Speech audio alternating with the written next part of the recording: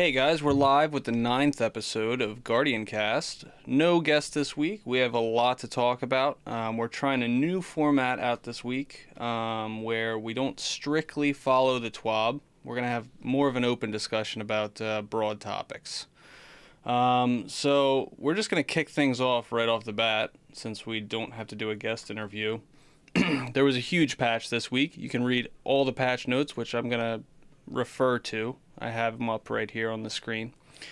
And yeah, it's called the Go Fast update. I mean,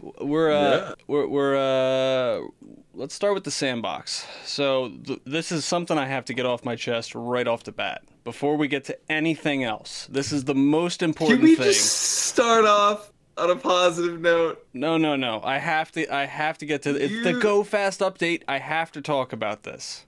All right, so this is the Go Fast update where mobility does not affect sprint speed. Okay, literally every week we start with you being angry about something. Can we try a different format? I don't think so. I can't let this go. Listen, this was the whole point of the update in my mind. The point of the update was not sprint speed increase. Mm-hmm. Listen, they delivered what they promised as far as mobility goes. There were a lot of good things added in the Go Fast update, and one of them was the strengthening of the mobility stat. It was tuned to be more important and more impactful, and that's what they did. How is it more important right now? It has never affected sprint speed. It has always affected. That's why they were changing it to make it better, because it was bad before. They literally said that they were going to increase. They were going to tune and increase the mobility stat. Right. And that's what they did. I don't feel it. It feels the same. Well, your sprint feels the same. Sprint speed feels the same because mobility doesn't affect sprint speed. But I mean, even like the jump height, I don't really notice a difference in jump height. And there's definitely initial jump height difference, and definitely a strafe speed. As far as the strafe speed, I'd have to see like a side by side to know for sure. I'm gonna pull up. You can feel it, man. Their exact quote from what they said they were gonna do to mobility, because I think it was incredibly misleading. I actually tweeted at Josh Hamrick to tell him it was pretty misleading. So here's the thing that they did. They made those small improvements to mobility, which is a small buff. Well, they made big improvements to mobility, which is a small buff to hunters, right? Because we move primarily through sprinting. So it's a buff to our neutral game. Well, not like us actually. So it's not a buff at all because it literally makes the mobility stat better. Right. So, but not. You just said we move everywhere by sprinting, and that wasn't changed. Yes, you traverse the map by sprinting, but you're never sprinting in an engagement. So neutral game. Before these patch notes, this was what they said about mobility. The mobility stat range has been expanded and completely retuned as well. In short, everyone gets faster and the high end is higher. The player's ground speed cap has been increased, allowing for faster total movement speed regardless of how you may get there. Unless you sprint! What the hell? Are you kidding me? So neutral game was improved for, as far as engagement, neutral game was improved for hunters. It feels better. It feels like lightweight neutral game, and there is a big difference between lightweight neutral game and non-lightweight. So I'm glad that I can get that same strafe speed with the Better Devils that I used to only be able to get with Dire Promise. But the big improvement here was for Titans and Warlocks, who are now able to compete and move around the map at not a sluggish pace, a lot of sluggish pace, and we should be very happy and grateful for our Titan and Warlock brethren who are now having a much better time in the Crucible. By compete, you mean they're able to move faster by gliding than we are by sprinting. Faster than a hunter with 10 mobility. Yep. They can move faster by gliding than we can by sprinting. Yes.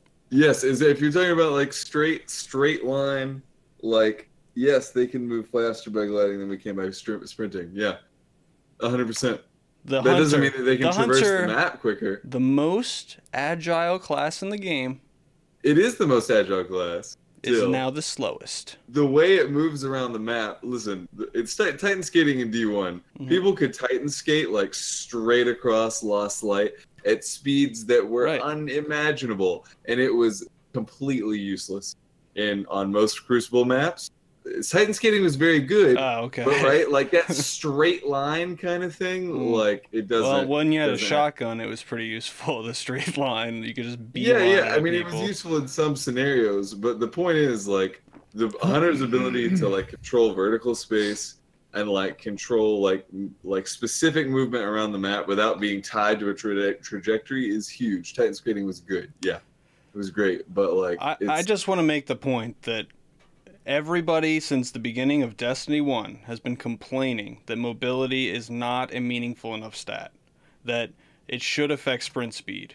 And then they call this the Go Fast update. They say all this, and it still doesn't. I think that it's honestly like pretty I think it's pretty terrible to like have like a lot of good things like come in an update and then just focus on like the one like easily targeted like. It's not easily targeted. This is a me thing. I'm the one getting angry about this. No, I was trying to figure out what the heck was going on as well when I was sprinting. I was like, what is actually happening here? And it took until that video, I think, Recked, that both you and I saw, that actually explained it, that I was like, holy crap. Like, not only was it misleading though with what they said, it's just bad because mobility should affect sprint speed. I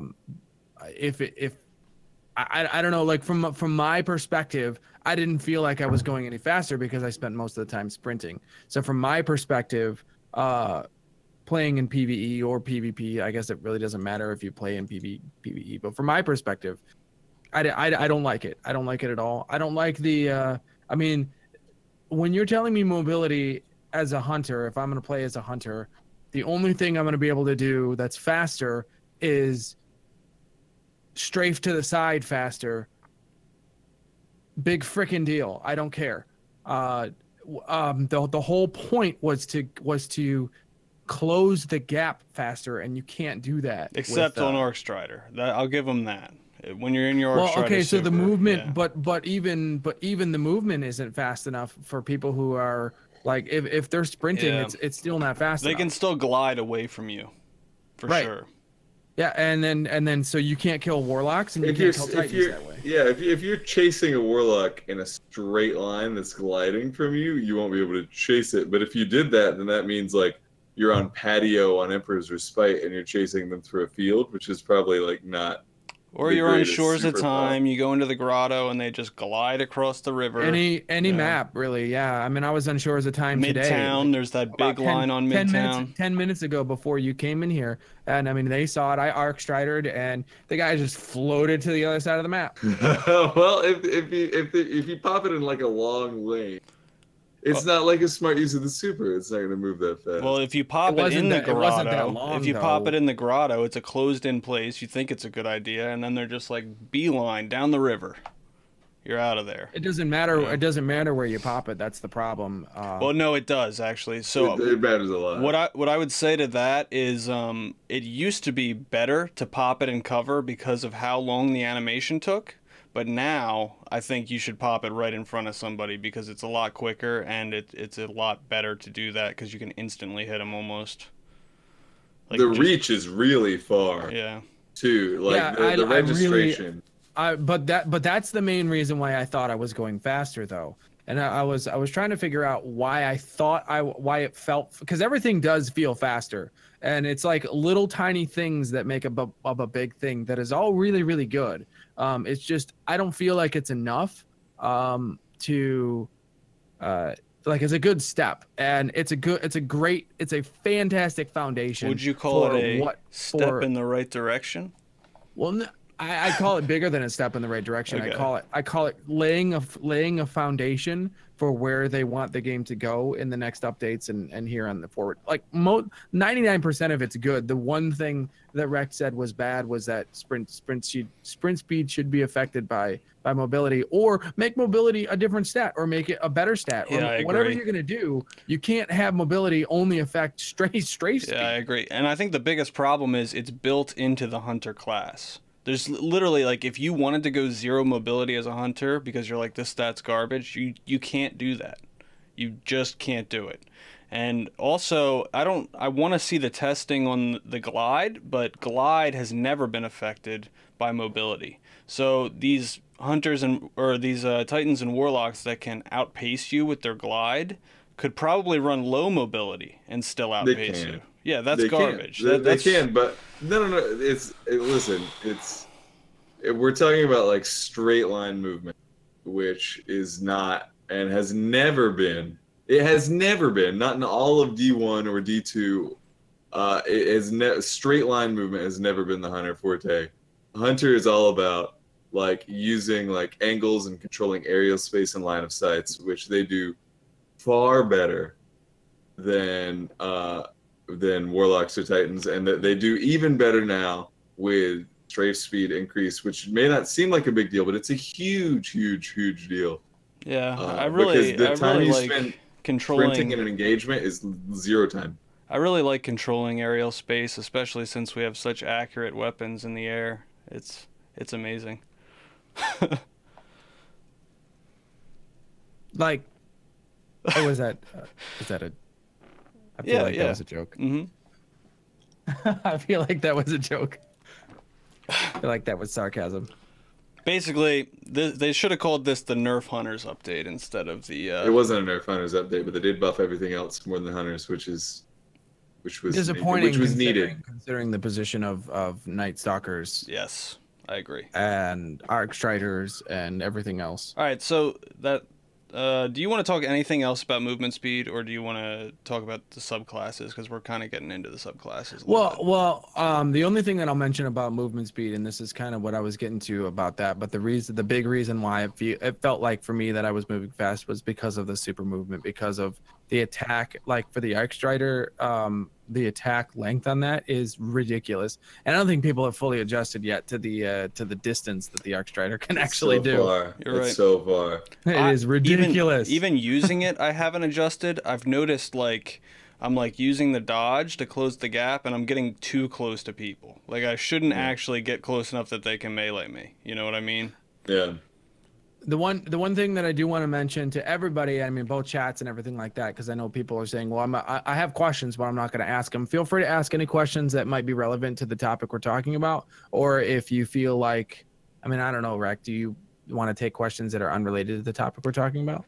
Probably not. Like, we'll probably just try and stay on topic to get through this. So if you have topical questions to what we're talking about, go ahead and throw them in there, and we'll get to them. Because like you said, we wanna not just talk about specifically about the TWAB. We want to have a much more open discussion. Right. And just so you guys know, I do have the TWAB and the patch notes open. So anything else about movement speed or abilities you guys want to talk about before we get to subclasses? Burst Glide on Warlock is really good. It feels like D1 Warlock movement. It's nice. I like it a lot. Okay. I think that it allows for people to use things that are not just blink luck in PvP, like Stormcaller, especially Arc Souls Warlock was really strong, but now it feels more viable even against like better players. It's nice because Hunter was super dominated by Crucible was super dominated by Hunters. Titan skating exists in like a very cheesy form that you can't really use. So, but Titans did get faster. Let's clarify. You can only do it on PC, first of all. You can't do it on console, at least as of yet. No one's been able to pull off that kind of button spamming on the controller. But on PC, basically people set up macros, or they use their scroll wheel, their mouse wheel to jump, and they spam jumps. And I did see I'll say one person. I don't know how much more prevalent it'll get as time goes on if they choose not to address this. But I saw one person yesterday who was literally just like darting around the map. It was really disorienting. I don't think it was very effective, but it was bizarre for sure. Yeah. Yeah, it's crazy fast. Like the Cammy Cakes videos where he like sprints and the Leviathan stretch it's crazy. You can go so fast that you can kill yourself with it by hitting a wall. I do have a question related to it. Flix asks, when we pop our super and the guy was able to run just out of reach, how are they going to be able to fix that? If they are gonna fix it, I don't know.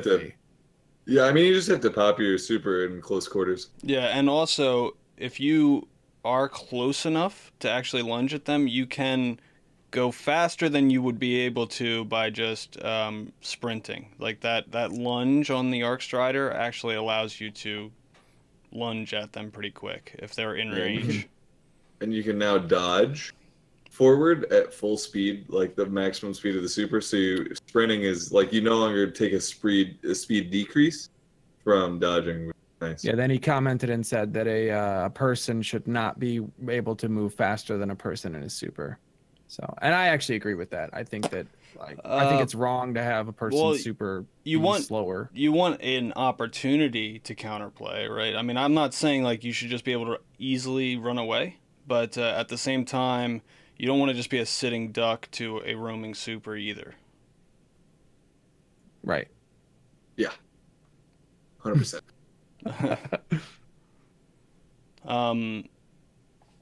Anything else about movement? We're going to get to the Dawnblade thing. That kind of goes to movement and subclasses, but Dawnblade is really fast in their super now, if anybody didn't know that. Yeah, it's insane how fast you can fly with the Dawnblade super. It's awesome. People honestly haven't even adjusted to it yet. The people I've seen using it haven't really been that good at it. I'm sure people will get really good at it, but they've been kind of like unable to keep up with their own movement speed. And like I've had people like fly past me. Like literally I couldn't even see them on Dawnblade, and they like throw like a sword and miss, and then they're like already on the other side of the map. And it's like, okay, well that was nice. Not enough frames, that's why. I do like the fact that it feels like it feels fresh enough to where people are like, it feels like people are trying the game for the first time, and it's actually kind of funny watching people like make the, I mean even I'm sure even Huffy has made some mobility mistakes and be like, what, that's crazy, and then like you kind of have to like learn and adjust, and it's really interesting and really awesome to have to adjust to a game that we should be able to play really, really well, but then we're not able to do it because the game is it's that much faster. And that's a lot of what has me excited for future patches, because anytime I can go into the same thing I've always been doing and I know how to do it, and then suddenly they throw a giant wrench in the works like this update, I'm like, holy crap, this game it just got that much better because I can do this now that I couldn't do before, and that stuff. So I'm really excited for the future of Destiny. So I really do want to see, I hope somebody has pre-patch footage that they can do a side-by-side comparison of strafing, because what I've noticed in that video that we both saw, I know we both saw it. Yeah, the Fallout plays. Anybody else saw it, but plays. Yeah, there is a. There's side-by-side sprinting. I'm talking about strafing. He added strafing. He had strafing just post-patch, high mobility and low mobility, but he didn't have pre-patch and post-patch. Like, okay. That's what I'm saying. So I wanted to see that comparison, because what I've noticed is there is some Warlocks and Titans that seem to be strafing pretty fast. It's not common. I think the majority of them are still running high recovery. I would say that's probably the case. But every once in a while, you'll go to get into a gunfight with somebody and you're like, what the heck? They're moving kind of weird. Yeah. The fun thing about it is like, especially like, I mean, I'm playing on console, and like the strafe speed is literally huge. Like everyone's using like Sticks. pulse rifles. Oh, okay. And like as a person that runs 9 mobility, like pulse rifles are actually useless. Like there's no way to keep all 3 shots on because like you just strafe to the side and it's done. Yeah. It's really Hey, maybe that's why I haven't gotten 2 shot by the Vigilance Wing yet. Vigilance Wing, man. When that happens, man, oh my gosh. We'll Happens get most to in that. Rumble. We'll get to that. Yeah, yeah. So we're still on movement, speed, and abilities. I think we should probably move to subclasses. Well, that was subclasses too. Okay, well, I wanted to say what subclasses do you guys think are feeling really good right now, and what subclasses do you think are not feeling so great after the patch? What's great? Yeah. Dawnblade. Yep. Arc Strider. Okay. Stormcaller. Okay. So none of the Titan classes are you think are feeling strong even now? No, that sucks. I mean, no. Okay. Hammers is I played like a small little bit of Hammers. Right. And you know, Warlocks flying around, pretty hard to hit them with the hammers. You know, I don't know. Hammers feels worse. Then I feel like they need like a little more aim assist for like the way people are moving now. Well, here's the weird thing about hammers, though, at least from the super perspective. If you have a Dawnblade and a hammer, you know the Dawnblade has to hit the hammer twice with the swords. Yes. And the hammer has to hit the Dawnblade only once, but the hammers are faster projectiles. I mean, that doesn't really seem like a fair trade-off. Yeah, the way, I mean, it's not a trade-off. Like it's like part of picking a Titan class. You're playing like the beefier class. You have more armor. Your supers are more dominant. See, that's like, so when I remember this question came up during the beta of Destiny 2. They asked one of the developers, why can a hammer or a Dawnblade kill me, or there was no hammer, it was a Dawnblade. Why can a Dawnblade kill a golden gun in one sword, but a golden gun has to take 2 shots? And they basically said because, like, the golden gun, it has hit scan, you know, and they're able to hit from a further distance, and it's not like a stupid floating sword. That's why. It's the trade-off. But this seems like the exact same kind of concept, and it doesn't really apply the same way. I mean, it's kind of... I think it's different because I don't know. It's something that the Titan classes always have had. Their supers are high armor. Okay. That's you know, that's something that like they have high armor and low mobility.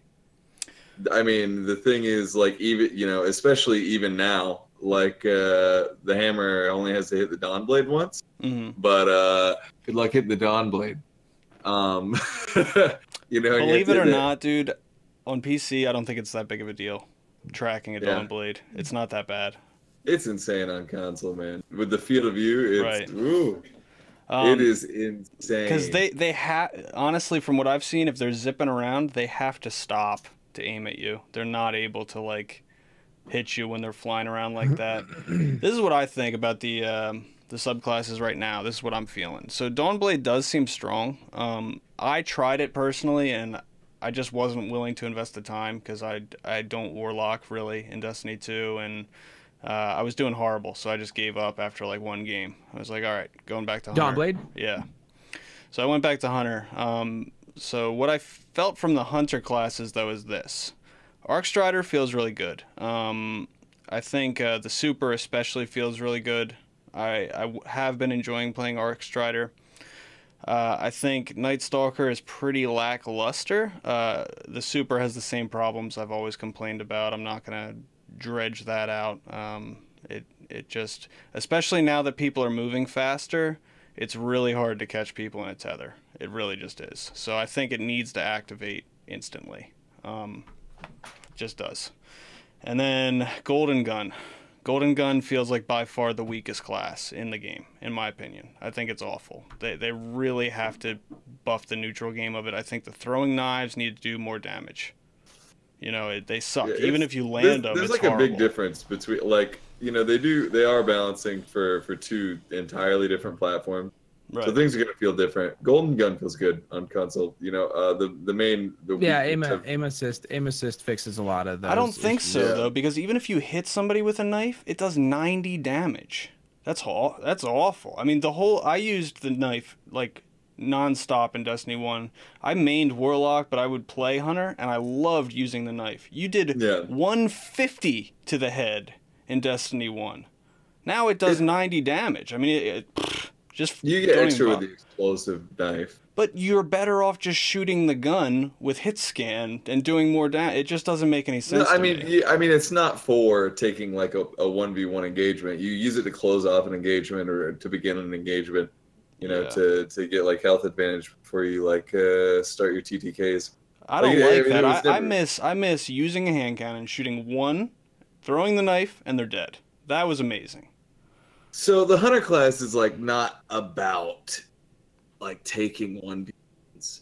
You know, that's like not what Hunter is for. And in Destiny 1, you could get away with just like running into 1v1 engagements because the TTK was so high, but like the purpose of Hunter has been amplified in D2, and it's like the reason why the strafe speed is so huge on Hunter is because the point of Hunter is to get in and out of engagements like being seen as little as possible and taking as little damage as possible. It's not about like standing toe to toe with another Guardian.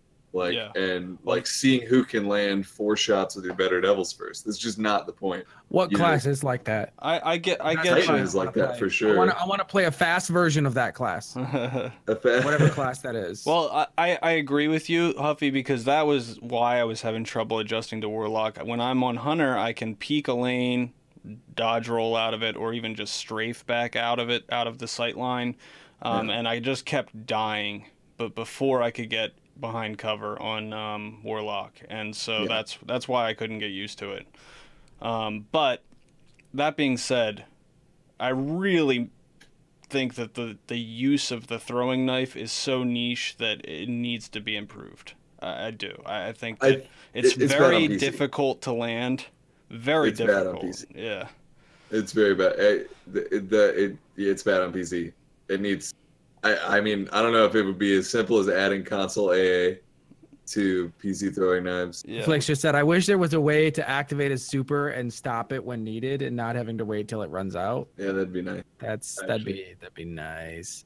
So if you stopped it, like you got 1 kill, stopped it, and then you'd have to recharge. Oh, maybe so a little bit more than the reserve super is what you're saying? So you keep the reserve for it maybe a little bit, and then like not a full super, so that way you get more supers in the game.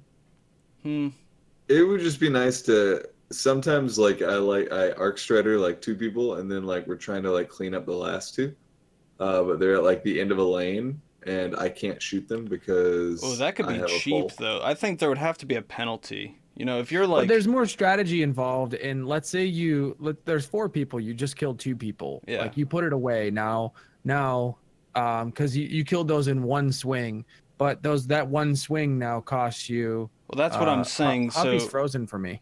No, he's framey, but he's there. Okay. He's good. Anyway, so you put it away, and it has less than what you started with at first, and so there's more strategy involved because now you're like, well, I just got 1 kill with it, put it away, and you put it away, and then you have to earn it back essentially like halfway or 3/4 of the way or whatever. Yeah, I think they'd have to at least like put you at half or something like that, because if you just like swipe once, turn it off, swipe once, turn it off, like it'd be really annoying. Yeah. You know, I'd be fine with literally throwing my whole super if you just let me turn it off when I wanted. Okay. I would be fine throwing it all of that super energy away if I could just shoot people after I think the strategy element of it though would be would make it a more interesting experience if they didn't throw away the entire super, because it's not strategy to use your super, it's strategy when you use your super. And so if you use your super and you have your super like and you have super power or energy that's available when you close it, then you could like, well, I'm going to use it in round 2, and then that would actually make more supers in the game as well. Okay. Because people would get used to it and they'd be like, well, I'm gonna get 1 kill with the golden gun and then I'm gonna put it away. Well, I just think like I know this community, and that type of a system would definitely get abused. You know, like well, yeah, but if you're less than halfway through your super, right? That's why I'm saying if you use it and immediately turn it off, it should put you at like half or something like that. Like there's no way it could put you at like 90% and just let you like wait 5 seconds. Right. So I'd say if you're less than halfway through your super, it's gone. If you're more than halfway through your super, it goes to half. Okay, that interesting idea. Yeah, I don't know. I'd have to do play testing. I wouldn't be opposed to that idea. Yeah. But like as a simple, I mean, some research at Bungie would probably tell you that, because that would actually open up a lot more super kills, because people would it would get abused, but it's more of a strategy element that would get abused. I'd rather have people making decisions that get abused than I mean, you're talking about like, okay, so Scories at the end of Destiny 1. I know you played the end of Destiny 1. Scories was the most annoying thing in the world. You could argue that was a strategy for them to clump up and hide in the corner until they all got supers, but I don't think it was a very interesting gameplay. You know, 3 Stormcallers. Yep. Or 3 golden guns. Mm-hmm. I'll never forget I had a 3 golden gun versus 3 Stormcaller shootout on Burning Shrine. We were 3 golden guns, and the 3 storms were out there just scoring and electrostatic minding their supers together. Yep.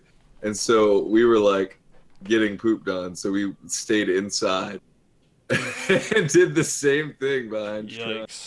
And it was literally like there was a round where there were 2 Stormcallers and 2 golden guns popped, and it was the biggest mess that Destiny's ever. So, Exo, what class have you been playing? What do you think feels good right now post-patch, and what do you think feels pretty weak? I haven't actually played anything other than a hunter in PvP. Okay. So I don't like, for PvP wise, my experience is mostly just with the hunter. But I mean, you've been playing against these other classes, so you can get an impression from that anyway. Oh yeah, from that I'd say Warlock is way better than it was before. Mm-hmm. Do you think Nova Bomb's better? Because Nova Bomb is about the same, I'd say. No, I'd actually say that Nova Bomb is better for me, because I can kill them faster now with my guns than, like, even during their super. I don't know what they did, but they're not completely invulnerable when they're casting their super anymore. Oh, they never were, but. Well, you know what I mean, though. Yeah. They went like instant shield, but I don't think that actually happens now, because I've killed somebody just before they launched their super. Mm-hmm. Like it seems like there's a lot, like the actual second of the frame of animation that says either you launch your super or you don't. That second is like further away now, or I don't know what they did, but I've killed both. It's a better killing experience for me to kill a Warlock who tries to Nova Bomb me. Which is weird, because the only thing they did in relevance to that is buff the Masterworks from 15 to 20%, so it should actually be harder to kill them. They did actually remove the infinite Nova glitch, which we didn't know had not been removed until now, but this week they just removed the so infinite maybe Nova glitch. Wait, that only applied to Mayhem.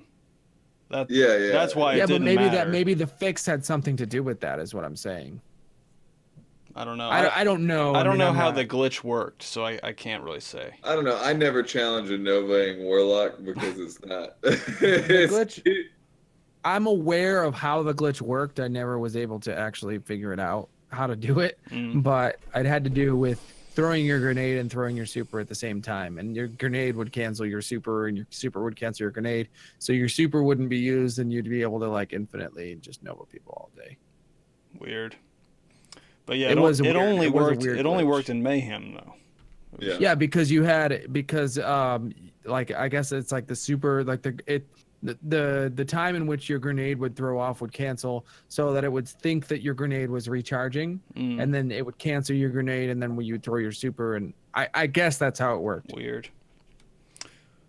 Yeah, I don't know. Like before this patch, I really felt like the Nova Bomb Devour Warlocks were the strongest. But I don't know if they're not strong or if people are just so excited about Dawnblade that I'm seeing more Dawnblades. I'm seeing a ton of Dawnblades. People are just so excited about Dawnblade. Yeah. I think Nova Warlock is still going to be really good, especially with the new sidearm changes.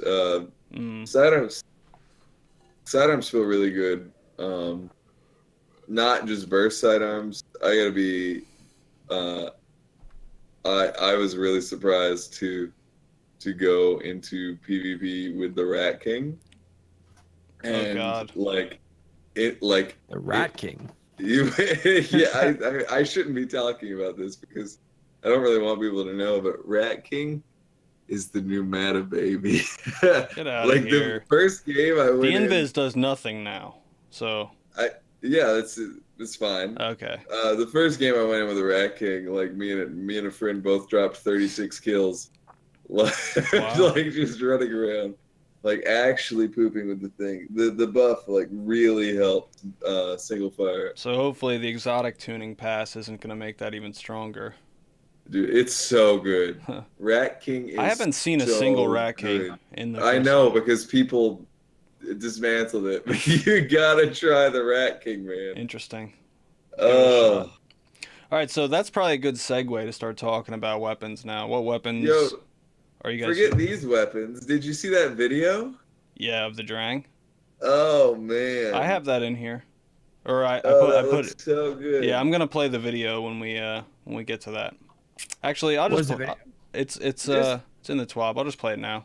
I want to watch it, man. All right. I need it now. So, guys, the exotic tuning patch that's coming in May is going to retune all the exotics, make the ones that are not performing well better. And this was a thing that Josh Hamrick, or I think it was Josh Hamrick, put out. And he said basically or John Wisniewski was saying how they retuned the synergy between the Drang and the Sturm to make it so that the Drang has Rampage, and then it provides a buff that lasts a pretty long time to the Sturm that lets you 2-tap people. Who linked the video? Was it?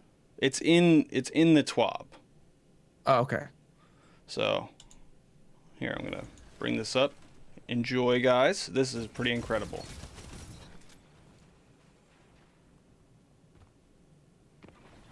So it's lasting a really long time. It's still there. I know that was a one-shot, but that guy was already weak. And then here's a fully health Guardian. 2-shot. Boom. How freaking crazy is that? Just nuts. So yeah. I mean that's incredible. If they're doing stuff like that to all the exotics, I think we have a lot to look forward to in May. I actually think I'm gonna run that. Like the Sturm Drain combo is. I've been running like hand cannon sub and hand cannon sidearm since the patch because no radar comp like allows you to run all close range weapons and be successful, and Rumble is like a super fun way to run all close range weapons and be successful. So I'm really looking forward to the Sturm Drain. So Clairview is saying, wow, that's the new meta. I would caution you, though. It does look really strong, but it's also situational, and you have to use it in a particular way. It's very hard to land so, like, 2 headshots with those hand cannons, too. If you noticed, nobody in that video even shot at him. This was just to show you, basically, how it works. Like, if he was getting team shot at, it would have been a lot harder to pull that off. You know, and especially they say don't miss because you can't 2-tap if you miss. It'll waste your charged shot. So basically, you have to kill somebody with the sidearm. So you have to get close enough and risk. You know, there's a risk to that, getting close to somebody, kill them with the sidearm. Then you have the overcharge, and then you can't miss. So it's going to be strong if used the right way, but it's not just like OP. It's situational. I think it'll be interesting.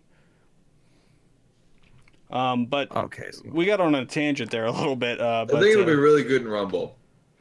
Good in Rumble. I think it'll be really good in Rumble. Okay. So weapons, guys. What are you guys using? What do you think is performing well? There's obviously the Vigilance Wing. We can just get that out of the way right now. Everybody's saying Vigilance Wing is so good. Everybody's talking about the Vigilance Wing. It can 2-tap now. If you land all 10 bullets to the head, it's very hard to do. It's not like easy 2-taps, but it is possible. It's doing a lot of damage. You actually only need 9 bullets to the head and 1 to the body. Well, that is incredible. I just watched the video myself, and that actually is amazing. Of the Drangstorm. Yep. Okay. Yeah, it's so good. So the whole you need 9. You need nine headshots in one body. Does that's got to depend on resilience, right? Because a 10 resilience Titan is going to take 200 damage, which would be all 10. Nobody's running 10 resilience Titan. Okay. If you're running 10 resilience Titan, man, you crazy. You crazy. What you doing with all that armor? Yeah. 10 resilience Titan? I don't know. Invest in some better stats, boo. Baga's asking if anyone's tried the Graviton. The Graviton hasn't been retuned yet, Baga. So all the stuff that they talked about doing to the Graviton won't happen till May. That's when it'll be interesting to use that. May 8th, I guess, is everybody's saying it's May 8th. For now, though, the Graviton still has a very bad kick to it. I wouldn't recommend using it personally. Graviton feels making fine. my Titan 10 resilience as we speak. It feels Here's a problem. It feels the first 2 shots to the head only do 8 damage. Right. So if you miss your 3rd shot, you're pooped. Right, and splitting that into 2 shots, it kicks really high. Will be huge. Yeah. Well, the kick is visual, so it moves your positioning, but your 3 shots actually go in a burst. Like if you look at at a wall, like if you shoot a wall, like all 3 shots burst before it kicked. Right. So you're not actually controlling the shot. You're just like repositioning after each shot. And the other problem is the ragdoll and the black hole thing just kind of go into the middle of nowhere and don't really cause an AoE at all. So, but all right. So here's what I'll say. The thing that disappoints me about the Sturm and Drang thing, and I know that Sturm and Drang are together, and so that's cool, I guess, for the Sturm. But like the other exotics don't have that like synergy between exotics, but I'm curious to see if they're going to create any more synergies with other exotics. Like exotics should have synergistic qualities with everything. And the Mida. They could do that one. Well, the Mida could do that one, but incredible. What if they just suck on PC? I would never use that Mida multi-tool with a mouse and keyboard. It's awful. It's not good. Well, I would, but I would switch to a controller. Yeah. Because the only thing good about it is 100 aim assists, so you can hit people behind walls. Yeah. I mean, well, you can hit people behind walls anyway because of the magnetism. Well, everybody calls it bullet magnetism, but really it's a crappy netcode. I mean, it's just a super consistent, high caliber round scout rifle that, like, I mean, it's the standard for like scout rifle performance, and the Mighty Mini shreds, and the fact that you can move so fast with them and strafe so fast with them in a one-on-one engagement. I was just making the point because that's the only other exotic legendary combo I know of. Yeah. But so here's what I want to say about weapons. The weapons that were good still feel the same, unchanged. The weapons that were really bad feel good. They're not. I wouldn't say they're the top. So I used a lot of high impact pulses this week. Jorm's Claw. I tried the one that you recommended to me, Huffy. They're viable. You can really shred with them if you land your shots. The problem I'd say though is like I kept going back and forth between that and the Darkest Before. And the reward for the high impact isn't enough. I think you can kill in the same amount of time with the Darkest Before and not be punished as much for missing shots. So, I think that's okay though, because now the Darkest Before, like, it's like, oh well, if you want to use another one, you know, even if it's the same, like, they should find a baseline and then they should buff to that. And I think that was the point. Like, even No, he said, like, you're right about them buffing to the highest things, but what I'm saying about the high impact archetypes is that the trade-off is that, hey, it's high risk, high reward. You miss your shots, you're probably going to lose, but if you land all of your shots, it should kill faster, I think, than the Darkest Before. Because it just makes sense, honestly, from a balance perspective, right? Am I talking? I mean, gibberish? I think that's debatable philosophy. I think there needs to be another reason to use them over the Darkest Before, because right now there just doesn't seem, on PC there's just not a reason to use them. Technically speaking, the hand cannons don't have the highest time to kill, but yet everybody uses them because they're really, really high impact. So you can have somebody running a hand cannon and then someone else running something else that's going to tear them up, like I don't know, a submachine gun or something. Yeah, and then they're dead instantly. Yeah. Because they have one shot of you, and then. But like, that's all about range, though. That the trade-off there is range. You can hit somebody a lot further. I'm just saying that, like the high impact is just about getting like the 1 or 2 shots off. But that's all I think about when I think about, like, I'm using hand cannon. Let's say, for example, someone else uses an SMG, and any person we both shoot at is going to be dead in less than a second. I mean, when you look at you're fighting off 2 people versus 1 with 2 hand cannons, it's going to take longer because the shots are higher impact, but they take longer to get off. But if you do 1 hand cannon, 1 submachine gun, they're dead, like I said, instantly. Yes, the higher impacts are better for team shotting. Right. So, I mean, the strength of hand cannons has never been, like, their TTK is fine. Yeah. Right, like right, yeah. I'm not saying that. What I'm yeah. I guess I'm actually disagreeing with Recked.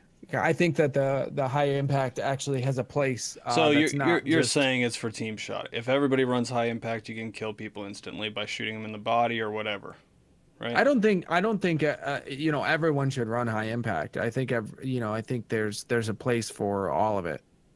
I guess I just don't think about it that way. You know, like when I put it on, I'm like, I'm gonna lose to this, or this. You know, that's if you stand in a 1v1 engagement. So here's the, like, stand toe to toe in a 1v1 engagement. The huge thing about high impact weapons in any class are its range, and the time that you have to be exposed to use it. Like, the reason, like, that I enjoy high impact weapons is the same reason I enjoy Hunter. It's because I'm able to get off like 70 damage in a single shot, immediately take cover, and then pop out from somewhere else and do the rest of the damage.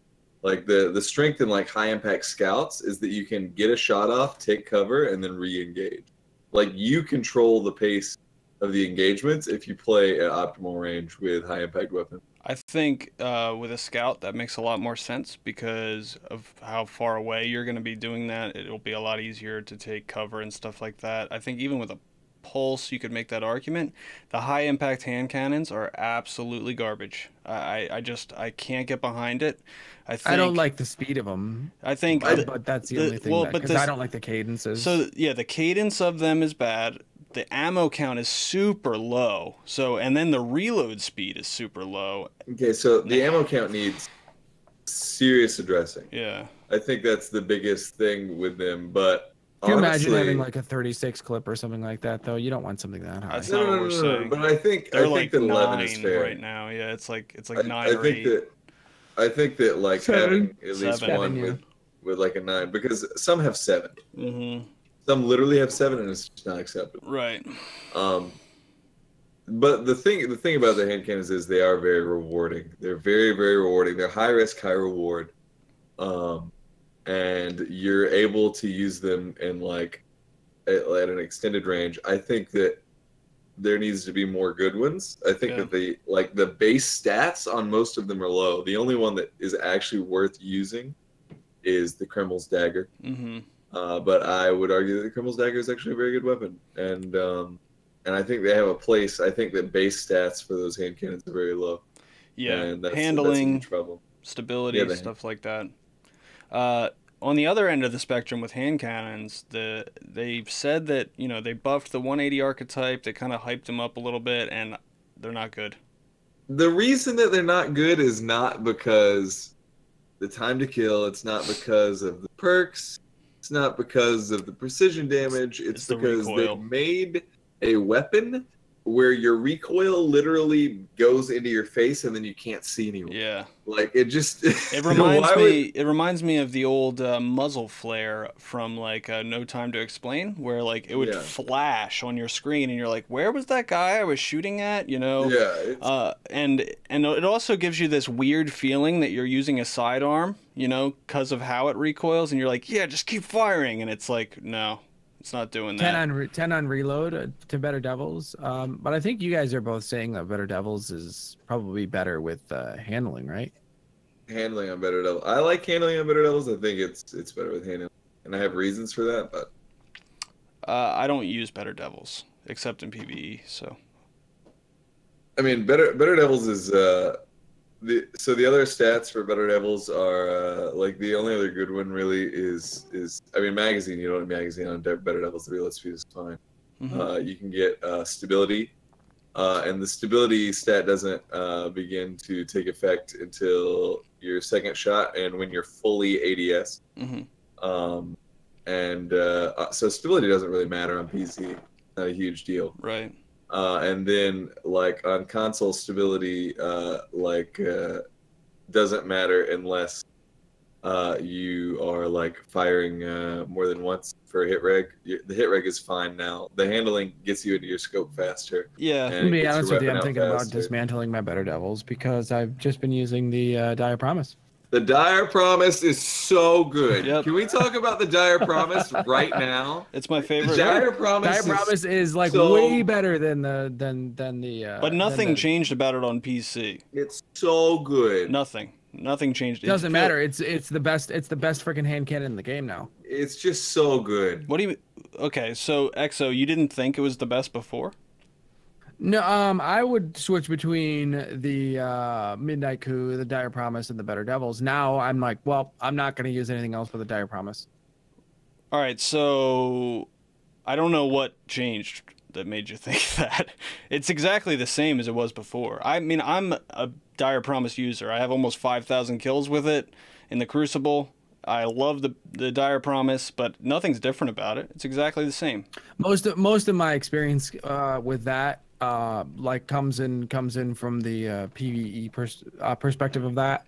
Well, you should be using Midnight Coup in PvE because Rampage is amazing now. I mean, Rampage is okay, but I mean, I'll land my shots with the Dire Promise. No, dude, look at it. Triple tap is actually pretty good in PvE. Yeah, like, it is. It's a pretty good DPS perk. It is, but did you see what they did to Rampage though? It got a serious buff, guys. It does a lot of damage. Kill Clip got a pretty big buff. The Rampage buff is fine. I feel like you're downplaying. I've been using nothing but that Midnight Coup in PvE. It's super good. Let me just Control F. Rampage.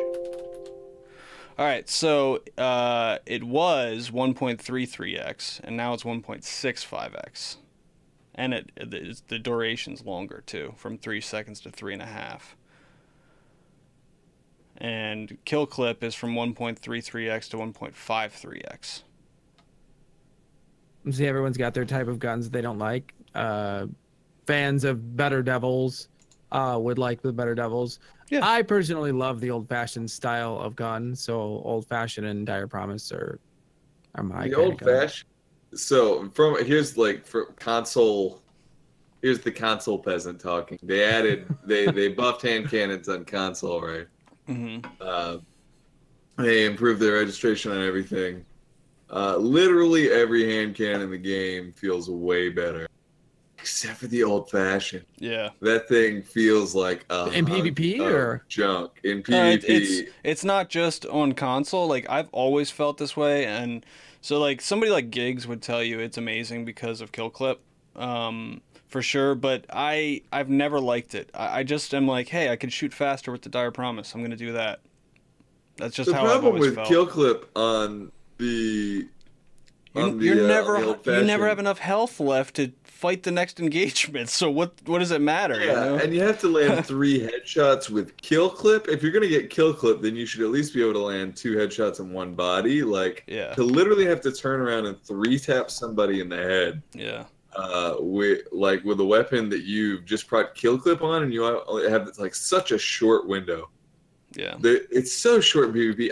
Is it different for different guns? Because I was playing with the inaugural address this week, Mm-hmm. and it feels terrible. The duration of kill clip. It's like, how am I supposed to find the somebody inaugural that address fast? or No, Yeah. it's the same for all guns. The perk is the same. Man, it feels bad on pulses. It feels real bad. With any of you can kind of force engagements and like run at people, but with the inaugural address, it's like, come on, peek me. Clairview Oh wait, made there's the point. nobody here. Clairview made the point that even though these weapons, these hand cannons feel better in PvE, none of them feel like the Fatebringer, which is true, and I'll tell you why. It's because we have 1 perk on weapons instead of 2. There used to be 2 perks on weapons. Outlaw and Firefly was a crazy combination. It's just that it's going to be hard to match up to that with just weapon tuning, you know? Yeah. what about the Vigilance Wing? What have you guys been seeing with that? Because a lot of people seem to be like, Well, we talked about it a little bit. You can 2-tap with it now. It does a lot of damage, you know? yeah. Um, You seeing it? We're seeing it a lot more. You think, or yeah. Oh yeah. Here's the thing. Yeah, a lot more. Here's the thing. I am really scared for no radar eternity countdown because they're going to be vigilant swing body shot team shots that will literally destroy an entire team. And it is going to be hell. It's going to be so bad. Dude, getting team shot with vigilant swings feels like... I wish I could use my censor button and make it come through Discord. Use that on stream. But it's you like... can. There's a mute button if you wanted to do like the mute. If you wanted to mute yourself, you can. Yeah, I have a toggle mute button for Discord. Yeah, but that nobody can hear the sound except you. He wants to make us hear the sound. The point is, it's too profane for me to say in public what it feels like being shot by 2 vigilant swings at the same time. All right. We really could talk about weapons all day long, and we'll probably like circle back to some weapons in some of these later conversations. But I think we should move on because we're like less than 25% of the way through this thing. So, sure. You want to talk about playlists and? I want to talk about how Rumble is the best thing that's happened to Destiny 2. Go ahead. Give us your whole thing about Rumble. Rumble's Let's the best piece of Destiny 2 PvP. Elaborate. It's the best thing since launch. It's the most fun I've ever had in Destiny 2. It's the best. Elaborate. I hate Rumble. Wait. I want to hear why you like it. Can you elaborate at all, or you're just gonna leave? Can I elaborate at all? Yeah, I can elaborate at all. Okay.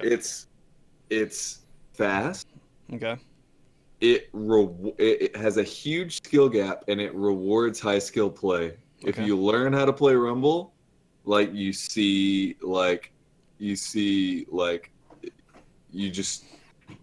results of your actions. In Rumble, in like a 1v1v1 v1v1 v1v1v1 like scenario, like the outplay potential is huge. Okay. And I haven't felt like that in Destiny since. And the fact that the powered bricks are being dropped feels so good for Rumble. When you're like outplaying a Legend of Acreus that's running at you, and you pop him down, and then you have a main ingredient, and you're like using that to rotate the map, and like you're blocking off spawns. The spawns are hectic, but like if you're playing Rumble the way you should be playing Rumble, then like you're blocking spawn. And like you said, outplaying a Legend of Acreus. That's not possible. It's No, it's I think you're mistaken. It's a huge. There's a huge skill gap in Rumble, and I'm really excited about it. All right, XO, tell us why you hate it. It's terrible. and I think that a game that is vastly rated on the idea that you should be playing with other people forces you. No, I guess not forces you because it's I'm happy that it's there. I just don't like the experience of doing it. Well, but you said before this that you didn't like free-for-all game types. I don't like free-for-all game types. No, so it's your problem. Like that's not why I bought Destiny. Why I bought Destiny is to play with people. Like I didn't. All right, I can't accept that criticism. I mean, what do you? Why don't you like? You don't like FFA? That's fine. I don't like free for all type game types. Yeah, but anyway. I thought you were saying like they executed it poorly. That you didn't like how. No, I'm sure it was good. I will never touch it, and I. Did you even try it? Yeah, that's valid. Nope. Oh, so you're okay. That's fine. Yeah, if you don't want to play I won't because it's just not my kind of game type. I misunderstood. I misunderstood your resentment for it. No. Yeah. It's just for me personally, that's not why I bought Destiny. So. Okay. I have mixed feelings about this. I don't hate it. I don't love it. I'm trying to understand it. I think a lot of people are talking 8v8 right now. Hey, I'll get to that in a second. Sorry, man. A lot of people are talking 8v8 right now, and I don't know if that's the problem. I know that some of the maps are small. And that's an issue. But the spawns are the biggest problem, and it's not just Rumble. A lot of the issue is that that happens in quick play as well. And because of the lower spawn timer, it's 2 seconds now that you respawn, it feels really bad. Like, even in quick play, I'm noticing, like, I kill somebody, and then there they are with an overshield. I don't like that. I'm loving. I think that it's, like, the fastest pace. I like that, and it's crazy. I like that the respawns happen quickly. I think that their choice of spawns is really bad. I really do. It does not feel good. Like there is a. I'll see if I can find it. But Fallout put out this really funny YouTube video where he literally dies in Rumble 3 times in a row off the spawn from an Acreus. Yeah. It's huge. You have to stay up in Rumble because like you're snowballing, which is like why it feels like so fun because like you're literally like either snowballed or getting snowballed. And like at least the spawns are very predictable in Rumble. So like you literally like when you're playing an area of the map, you have to break line of sight with like that spawn location and make sure that their overshields like run out before you re-engage. Like there's just like a ton to learn. You guys have to see this. So because I just referenced it, but it's only 25 seconds. But here you go. Check this out.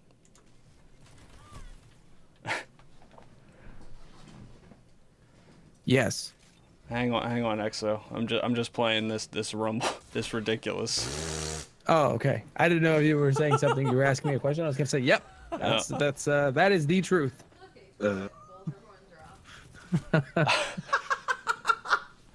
Literally just right off the spawn. So, I mean, I'm glad you're enjoying it. I hope that I can adapt to it and kind of like it, but I think that they do need to make some adjustments. I don't know what the problem is. I don't think they need to change 8v8. I think that does work on a lot of maps. I want to see 32 versus 32. It's tough on maps like the console beta map, because it's so small, but you're telling me that you want to peer 32 people, 64 people into the same room. Claire says in D1 trials you could snipe people off res. In D2 I've sniped people as they respawn. Yeah, but so like res snipes are different because you died there. That's your fault. You can't choose where you spawn. I think spawn snipes are cheap as hell. So here's the thing. There is like you can get unlucky, right? And get like shotgun off spawn 3 times, but here's the thing is that the spawns and their locations and their timings are predictable and consistent and learnable, which is why it's okay. They're not random, they're not Why? Unless you have all of the information about everybody in the game, how could you possibly know where you're going to spawn? Wait, you don't know where you're going to spawn, but you know where everyone else is going to spawn. And the point of all right, so if I kill somebody right in front of me, and then there's 6 other people that I have no idea what they're doing, and I kill that person, how do I know if he's going to spawn right in front of me or behind me or on the other side of the map? How do you know but you don't know where he's going to spawn, but you know where other people are going to spawn in the immediate future, because people are always dying in Rumble, and there are a set number of spawn locations. So you're just saying, I know where the spawn locations are, and I constantly have it in the back of my head that someone could spawn there. And that they're going to very soon. Okay. 100 Guardian Battle Royale? Kill me now. Only if I'm able to build walls. I want it to be like Titan barricades, except with like ramps and maybe some llamas that drop candy. That would be a good game. Guardian dropships, yeah. So yeah, maybe if at the start of the Crucible match we're like flying in a plane to Midtown, right, and it's search and destroy, and like we all parachute in. Enough of this. No. Parachute down into rugs. Oh, okay. There's so many other better options. All right. But yeah, I don't know how they fix it, because I'm thinking about this, and I'm like, there's only so many spawn locations. I don't know how they can make it so you're not spawning in front of somebody, if it's possible or not. Here's the thing they can't do. They cannot add more proximity. Like, there's a certain amount of like proximity block that is in the game, and there's a certain amount of line of sight block that is in the game. Okay. And when both of those things are active, you get like the message, like the message. You see it very rarely, the bottom left of your screen, like finding spawn location. Mm-hmm. They can't add more of that, right, or the ability to manipulate people into like limbo would be too strong. Right. I think that they, honestly, I'm fine with 8v8. I like how it plays. I think the hecticness is fun. But if people complain enough, and like they want, the only thing that's hard right now is maintaining some sort of map control off spawn, right? Like as soon as you spawn, you have a split second to like establish some kind of map control and some kind of cover, and that can be difficult. If people want more time to do that, which is the complaint which is what I'm translating this, like, it's too crowded complaint into, which is what it is, which is why people are feeling frustrated, than moving it to 6v6. Well, it's more heavy control, right? Because once you have heavy, if you have an Acreus and you can just kind of stay in an area, that's like ideal. I mean, yeah, if you can get heavy control and map control, that's huge. Yeah. That's huge, but not having heavy is also not a big deal. You only have to outplay one person with heavy until you have heavy. It's huge. It's not hard to outplay one person with the Acreus. Okay. I don't know. It's much harder that. I mean, the Acreus. First of all, let's talk about the Acreus, because I wanted to bring this up in weapons and I forgot. But number one, the Acreus needs a flashlight. Without a doubt. It needs a flashlight. Number two, I'm starting to feel like four counts of ammo in the Acreus is too much, as well as 4 counts of ammo in the colony. It's just too much. I think they should tune it back. It doesn't need to be weaker. Like, they can stay strong, but the ammo count is too much. Yeah, I agree. Okay. What do you think, Exo? You seem kind of spaced out. I love the Acreus. Don't change it. Dude, with how much... So, the thing about it is, before, heavy was coming in less frequently, and you were getting 4. Now heavy's coming in more frequently, and they're dropping bricks, so people are literally just running around for the whole game with an Acreus. Yeah. And you don't see a problem with that? No. Okay, it's an exotic. No. It's an exotic heavy weapon. Right? Yeah, so you shouldn't always have ammo for it. I always have ammo for it. All right, how do you feel about the colony? I'm fine with it. I can stop him with an Acreus. Just Jesus Christ. The biggest change that I feel was a good change is that I feel like heavy is always in play. I always, or someone always has heavy. Someone is always using heavy. So like heavy is just a thing that happens now, and whatever weapon you use is like always there. So that's exactly what they wanted you to feel like. They wanted you to feel like heavy was so prevalent that it is always in play. And that's honestly how I feel in Crucible, and I do not want to I do not want them to change it. Well, I think it would still always be in play. It would just be like you're making a decision to take a more powerful weapon like rocket launchers. You know, rocket launchers, you get one now, which you also get one if you pick up a brick. So that's kind of interesting. But, you know, you make that decision that, hey, I'm taking a more powerful, more lethal weapon. I get less ammo for it. I think that's fair. No, because the Acreus doesn't have, like, it's not usable in every single situation. Everyone makes this point. They say, oh, you have to tactically close the gap and stuff. Listen, I'm not a shotgun user, but I've used the Acreus a lot, and it's very easy to kill people. Like, if I had to put an average on it, I probably get 3 kills average with the Acreus. I know, it's great. No, it's not. It's not great. Like, if you pick up a sniper or a fusion or, you know, a rocket even now, you're not going to get 3 kills on average. You might get 3 kills occasionally, but not on average. I love it. I hope they never ever change it. I think that just the smallest. So there's no reason to use any other shotgun but the Acreus, which is fine because it's the only exotic shotgun, right? Like I get that it's.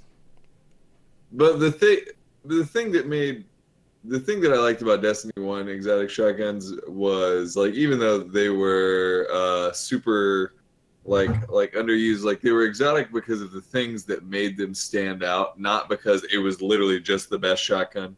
Like, I think that if you're going to have a shotgun with, like, with that far of a range, with 100%, like, basically 100%, 100 kill, like, one shot kill potential, that can like collat anything in its cone.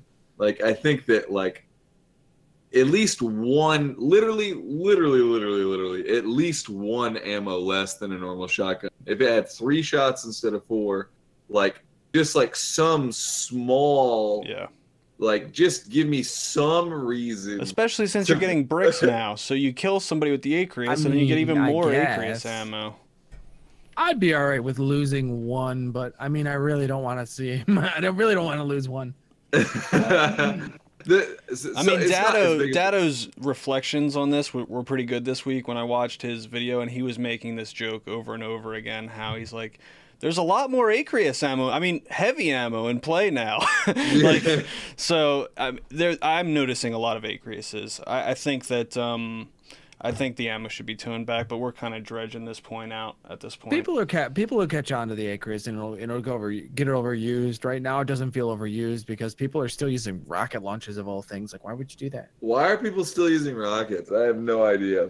Because it's what I said. It's what I said. So you only get 1 when you pick it up off the wall, but also, regardless of how much is left in a brick when it drops, you still get a rocket. Yeah. It's true.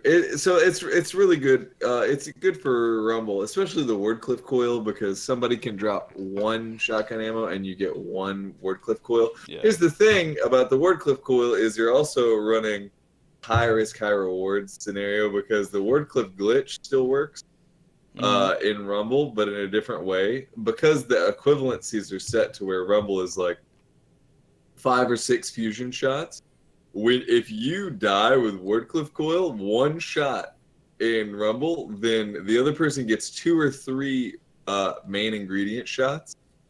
And so if you have if you pick up 2 bricks with the Wardcliff coil and you die, then there are now like 6 fusion shots at play, and it's that crap snowballs quickly. Right. All right, let's talk about competitive. I've only played a few games. I'll be interested to see how Trials plays, but So far, I like the whole no radar thing. What do you guys think? I mean, I took the Huffy challenge. It said nobody should play that game, so I didn't. And yeah, I think Huffy's changed his opinion on it since then. He said nobody plays. Well, nobody plays competitive. Right. I think he likes. I think if I'm gonna paraphrase for Huffy, and I think Huffy's going to say yes, he would say, if Huffy were here, he would say that he likes the changes and he wishes they applied towards quick play. No. He actually told me he'd literally quit the game if that happened. No. I like the changes to.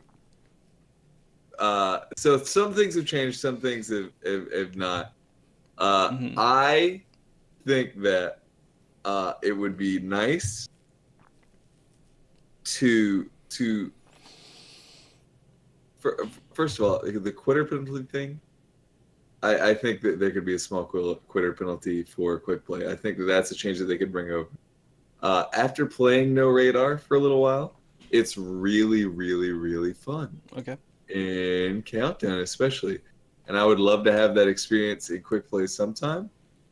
But I don't think that it's specific. Don't you think it's specific, EXO? Have you played?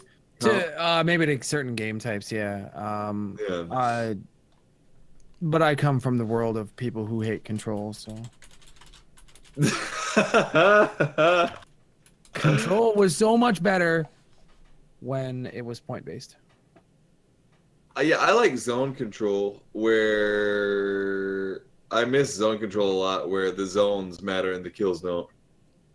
It was all about the territory control. I think EXO's saying he misses when there was like random point bonuses for things that didn't make any sense.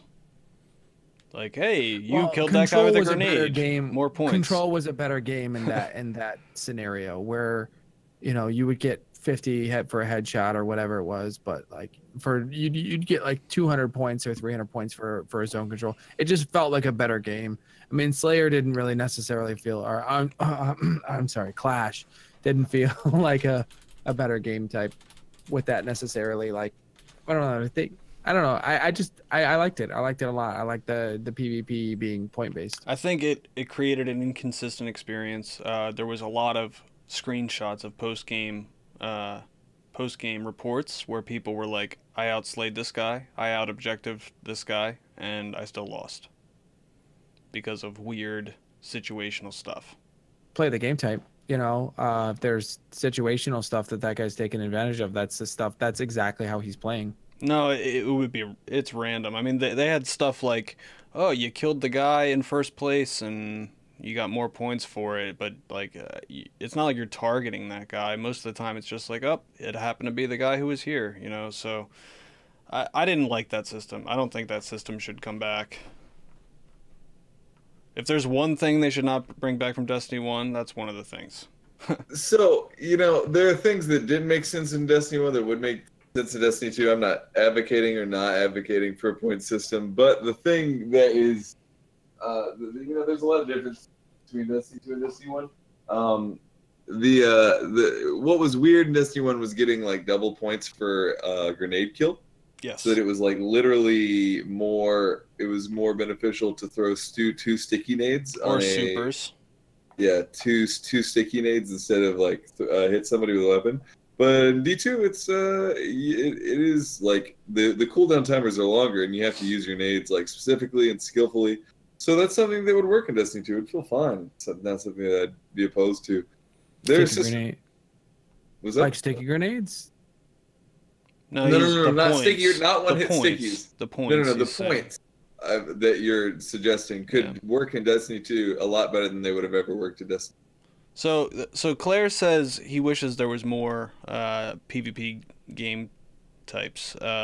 He says at least 10 different ones. What do you mean? There's Rumble, there's competitive, there's Look, next week there won't be Rumble, and then I'm going to be very sad. So like I agree. It feels like we're in a demo of the game because we only have 2, but we don't have the population to support so many game types, and I think that in a peer-to-peer type scenario. We're just going to end up.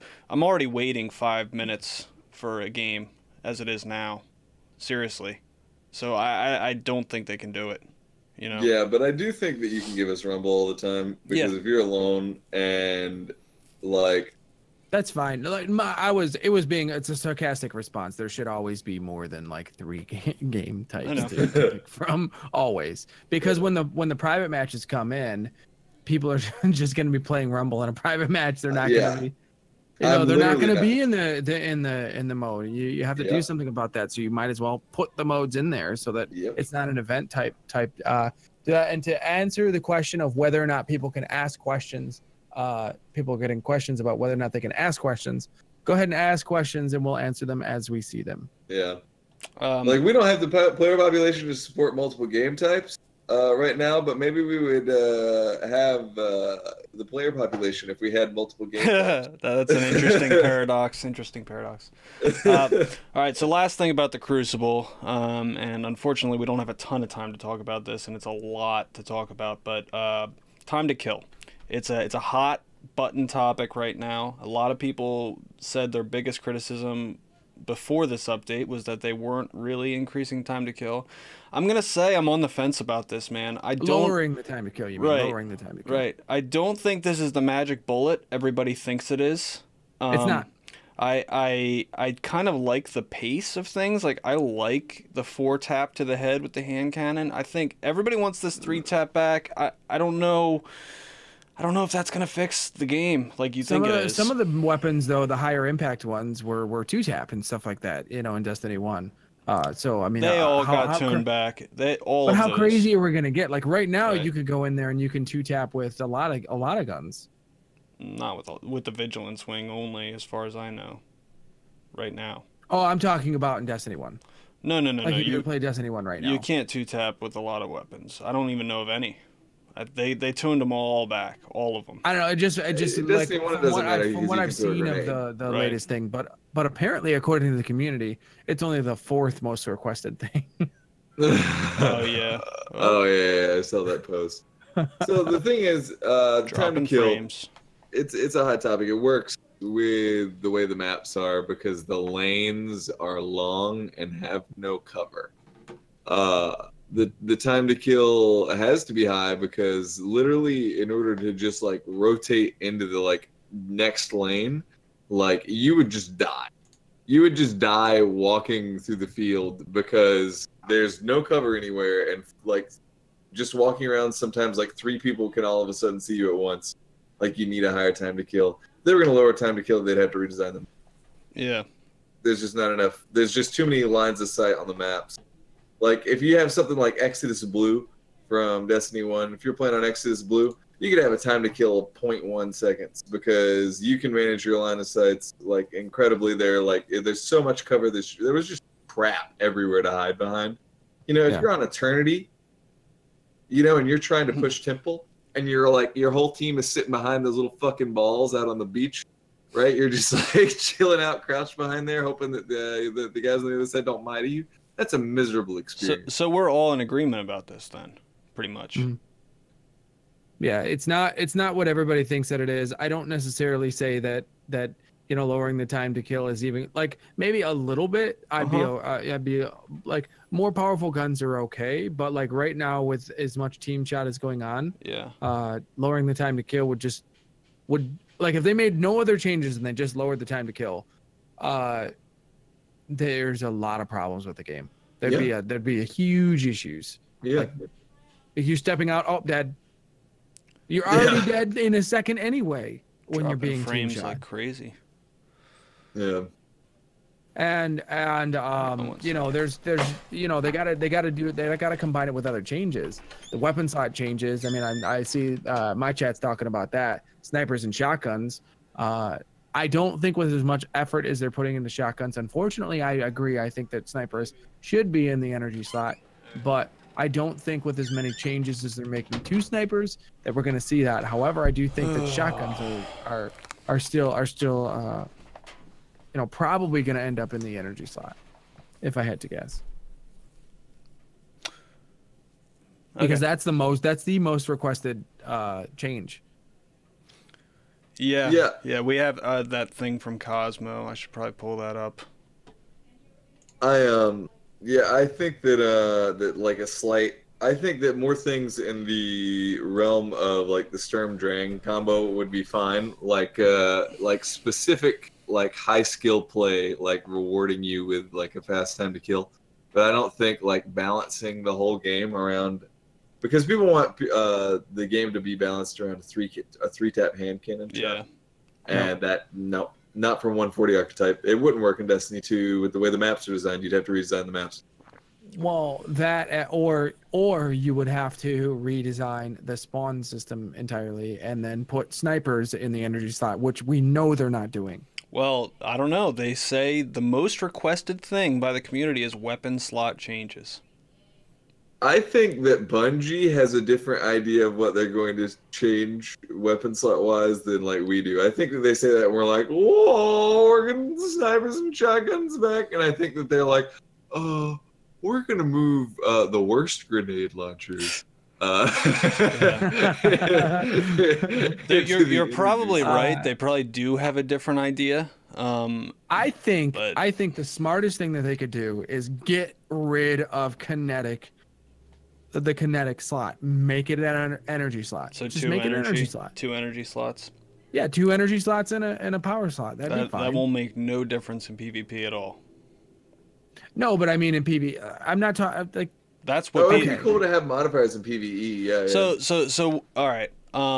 But let's explain this for everybody who doesn't know. There's a post on Reddit by Cosmo, and there's one by it started. The conversation started because someone on the Destiny of the Game Reddit asked Bungie to answer the question to do a TWAB that was based on community feedback, and so Cosmo replied to it, and he listed off 10, I think 15 things or 12 things. Right. Looks like 14 things that he saw as major things that are in the conversation about what needs to change about the game. Yeah. And the top thing that he did was weapon slot changes. Yeah. There's a list of 14 things. We can go over them if you want.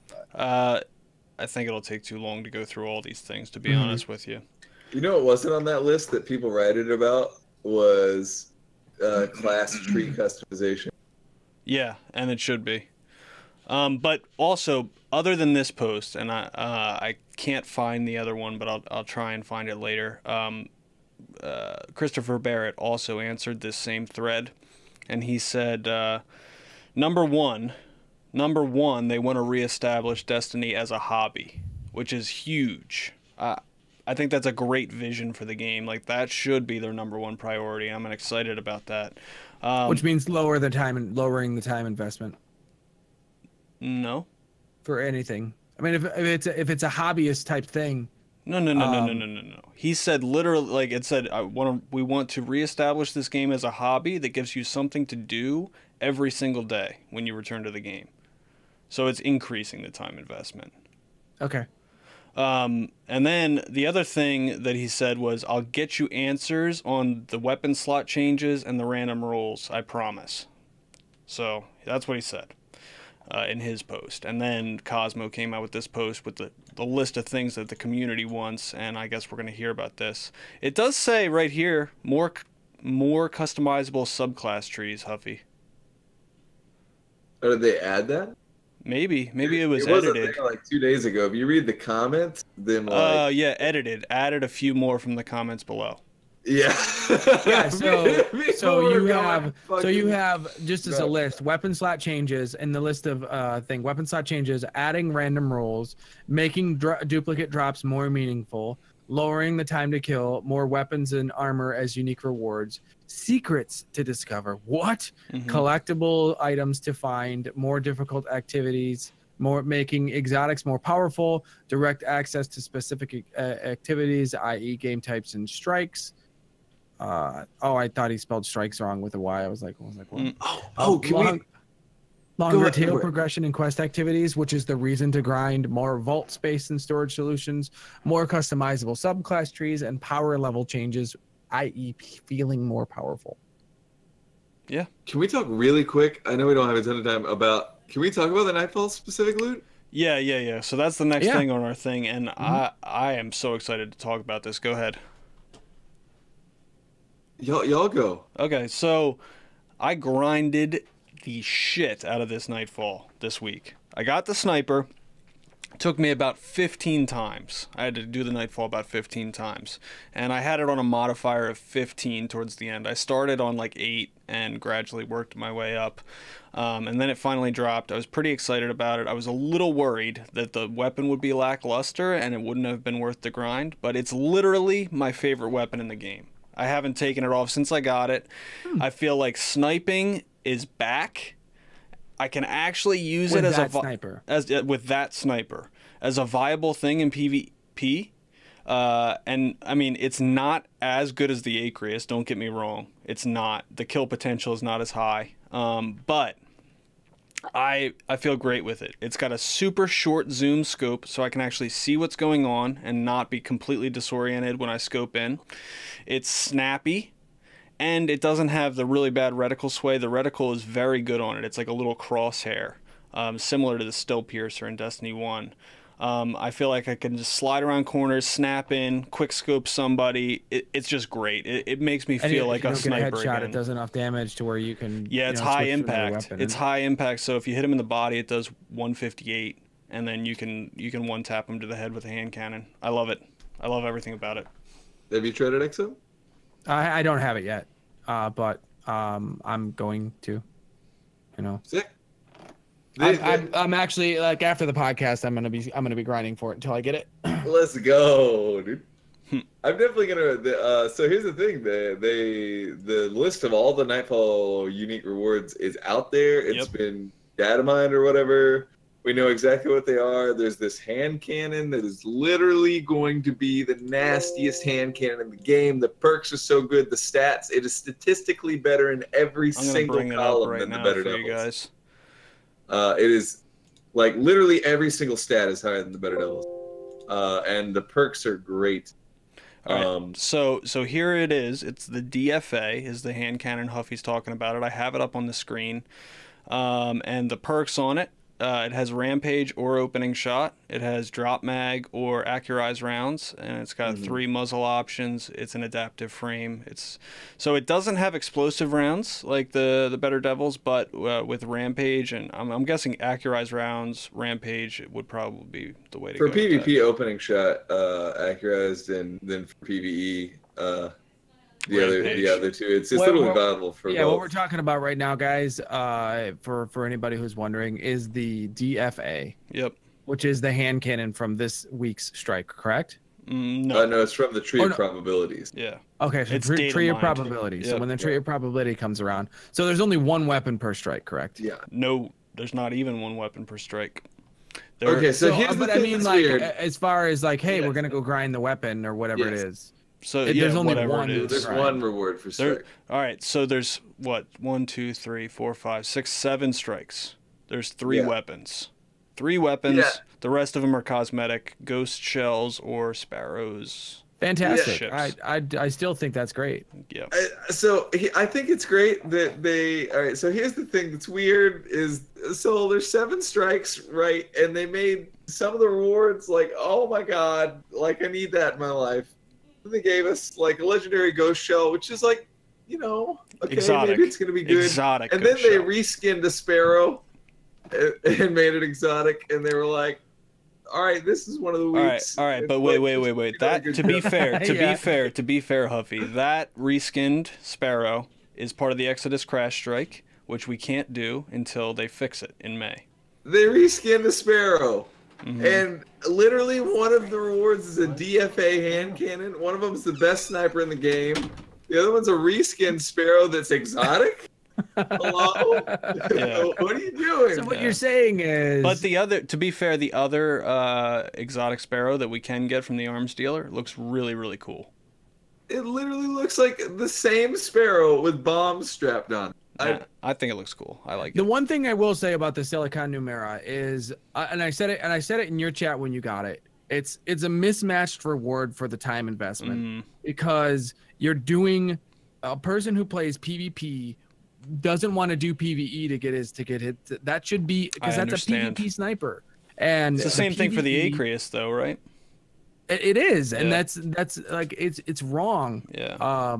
To put something behind that should have been a PvP quest for the Acreus. It should be a PvP quest for that. Like if you want to put something in there, make it something amazing for PvE, but terrible for PvP. Okay. Isn't it funny how like hassle.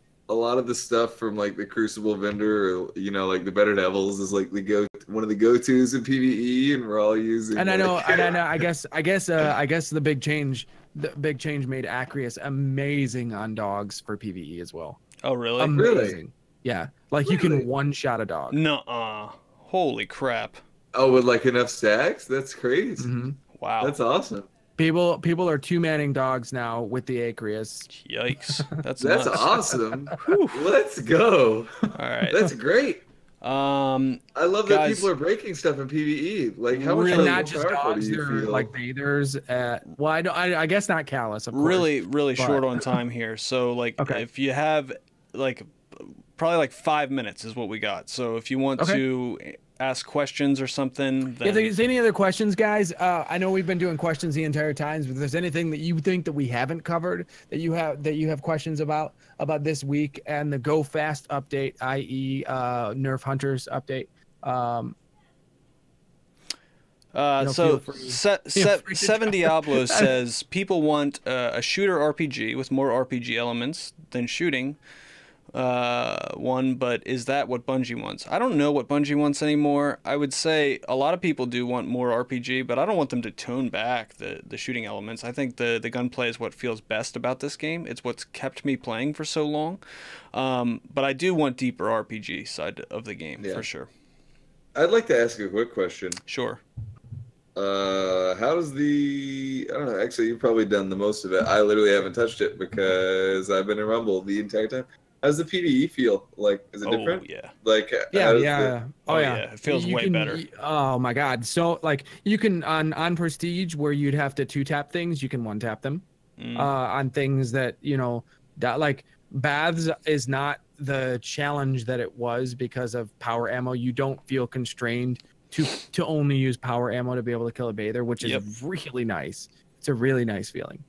That's awesome. I've noticed it. Running that strike, I've definitely noticed everything. You still want to use the most powerful stuff because it is the most powerful stuff. Like it is still a little constrained by power, but the more power that our weapons do, the less powerful that I feel that our power weapons. Yeah. So Which you is don't- nice. Which is You don't good feel like because they've it's so nerfed the limited. enemies. You feel like It's a got good more. type. This is why I said like it's a good foundation that's going to open up when they create new, like from the PvE per side of it. It's in a good place. It's in a much better place than it was a week ago. And a week out from a couple months out from now, when they actually start implementing some changes, then it's going to be even better. Right. I'll get to your question in a second, Sick, because Sick does have a question. Okay. But I wanted to talk about because his question has to do with Faction Rally. What the heck, New Monarchy? Like, really? Yep, they won again. I wasn't even going to mention it because I'm tired of talking about the Faction Rally, but yeah, they won. But Bungie talks about it every week. But anyway, like I don't understand like how they won because every tracker said that. Yep. Dead Orbit or Future Warfare was going to win. And but the the grenade question launcher's garbage, but the other two weapons were garbage too, so it is what it is. What do we think about the Faction Rally seem to be in D2 about having a 3v3 PvP faction war?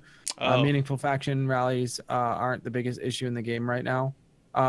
Meaningful, like having a faction war PvP type. Yeah, it would be similar to, like I said this before, but if they could make it similar to World v World in Guild Wars 2, that'd be pretty awesome. So Faction Rally was basically because of the shader, right? The shaders. Yep. That's why they won. I mean, or it's rigged. I gotta be honest. It's completely rigged. Yeah, that's my favorite shader to put on weapons. So I played like all week on New Monarchy and turned in maybe like 900 New Monarchy tokens. I'm happy they won because hey, whatever. I don't really care about it anyway. But the weapon, but I just don't understand how they won. Is what I'm saying, because all the trackers were showing Future War Cult or Dead Orbit were like way ahead, and then not only were they just a little bit ahead, they were a lot ahead. They were 39%. Obviously, the APIs is not updating or something like that. So here's a good rapid fire one. Don't explain it all. Just answer the question. Clairview asks, which perk would you bring back from Destiny 1? And I would bring back Icarus. Oh, I can't remember enough of the perks from Destiny 1 to answer that question, to be honest. Okay. Luck in the chamber. Oh. Ooh. No, I'm kidding. Don't bring it back. I'll agree with Huffy that the trials weapon should have snapshot. Good. Yep. Good Let's idea. go, my man. My man Exo over here. All right, if you have one more question, Exo, let's do that. I don't actually. Okay, cool. Any other questions, guys? Real quick, gonna give you about 30 seconds to ask it. I'll see if there's any other questions, but that works. Yeah. The last question. One last question. Someone's got one. I know they do. What?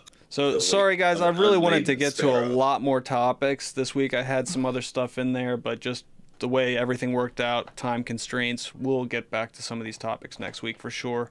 I hope everybody enjoyed the new format. We kind of just were able to jump around from topic to topic rather than following the TWAB linearly. And hopefully we can expand on that and improve it every week. Let us know if you have any ideas.